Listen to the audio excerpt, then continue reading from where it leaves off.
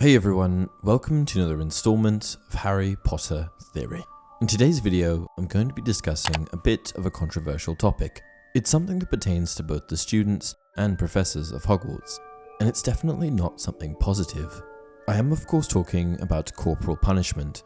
If you don't know already, corporal punishment is an old system of punishment that was actually surprisingly common in the school system, that is, until it was banned in 1986, in the UK at least. Other countries went on to ban it at different points in time, and I think that it may actually still be allowed in some places. It's also worth mentioning that corporal punishment also exists outside of the school system. However, the school system will be the focal point of this video. Corporal punishment involves inflicting physical pain upon someone, and in a school setting it would be administered when students failed to pay attention or gave professors flak. Though not restricted to these methods, common methods of inflicting pain would involve spanking or paddling, both of which are completely unacceptable.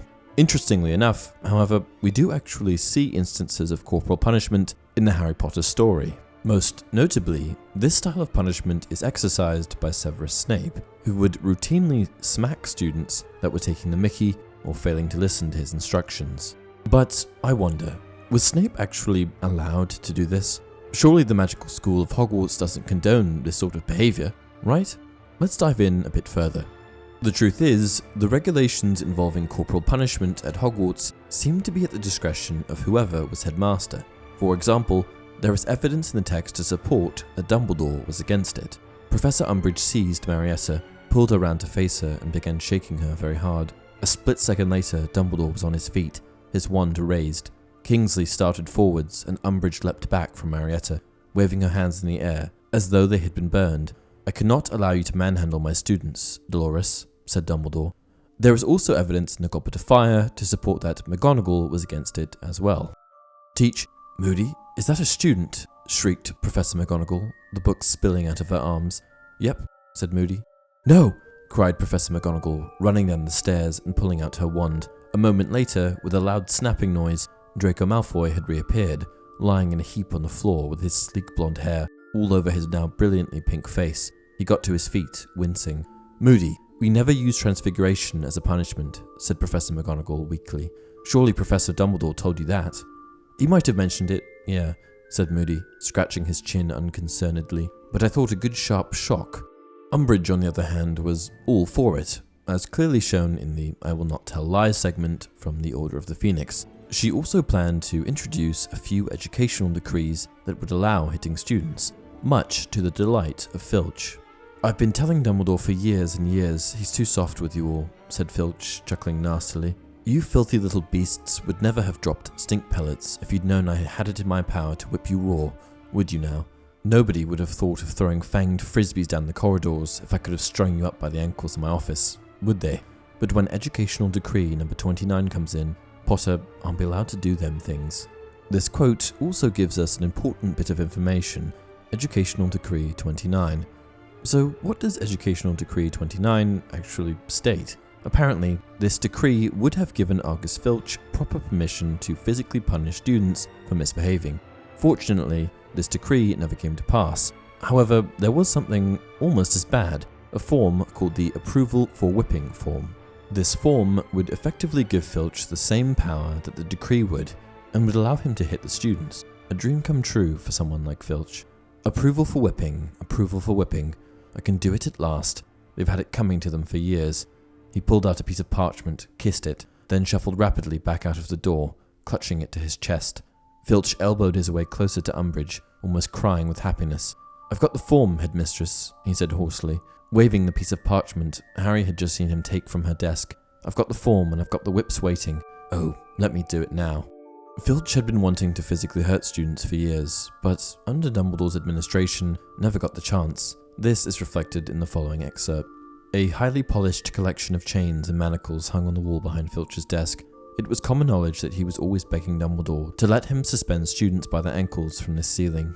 However, when it came time for Filch to exercise his approval for whipping with Fred and George, they clearly weren't having any of it. "Very good, Argus. You two are about to learn what happens to wrongdoers in my school." "You know what? I don't think we are. George, I think we've outgrown full-time education." "Yeah, I've been feeling that way myself. I think they made the right move at the right time. However, it wasn't just Umbridge that was a proponent of punishing students physically. When Hogwarts was taken over and Snape assumed the role of headmaster, the Carrows, Amicus and Alecto effectively had free reign over Hogwarts students. Given that they are, well, evil Death Eaters, I'm sure you can imagine that they would have been just fine with physically hurting students. In perhaps one of the worst displays of corporal punishment I've heard of, apparently their preferred method of administering pain was the Cruciatus Curse, if you can believe it. Do you know about the Carrows? Those 2 Death Eaters who teach here? They do more than teach, said Neville. They're in charge of all discipline. They like punishment, the Carrows. Like Umbridge? Nah, they make her look tame. The other teachers are all supposed to refer us to the Carrows if we do anything wrong. They don't though, if they can avoid it. You can tell they all hate them as much as we do. Amicus, the bloke, he teaches what used to be Defense Against the Dark Arts, except now it's just the Dark Arts. We're supposed to practice the Cruciatus Curse on people who've earned detentions. I would say that administering the Cruciatus Curse is probably the pinnacle of corporal punishment, so it's fortunate that the Carrows weren't in power for long, or Hogwarts would have had some seriously disturbed graduates moving forward. However, one thing that is worth mentioning is that it appears that in the olden days, that is, the days before Harry began attending the school, corporal punishment was far less frowned upon. This is conveyed in the following quote from Filch in the Philosopher's Stone. "Follow me," said Filch, lighting a lamp and leading them outside. "I bet you'll think twice about breaking a school rule again, won't you, eh?" He continued, leering at them. "Oh yes, hard work and pain and the best teachers if you ask me. It's just a pity they let the old punishments die out. Hang you by your wrists from the ceiling for a few days. I've got the chains still in my office. Keep them well oiled in case they're ever needed. Right, off we go. I don't think of running off now. It'll be worse for you if you do." So it looks like corporal punishment wasn't too far gone by the time Harry had started, as Filch himself seems to have participated in it. My guess is that it was actually Dumbledore that finally put a stop to it when he took over as headmaster. Generally, it's argued that Dumbledore took over properly sometime between 1956 and 1964. So it looks like when Snape hit Ron, he was certainly in the wrong. However, Snape is Snape, so I'm sure that it wouldn't have surprised the other professors very much. What do you guys think? Did you ever wonder if this sort of behavior was actually allowed? Let me know in the comment section below. Until next time, it is the unknown we fear when we look upon death and darkness, nothing more.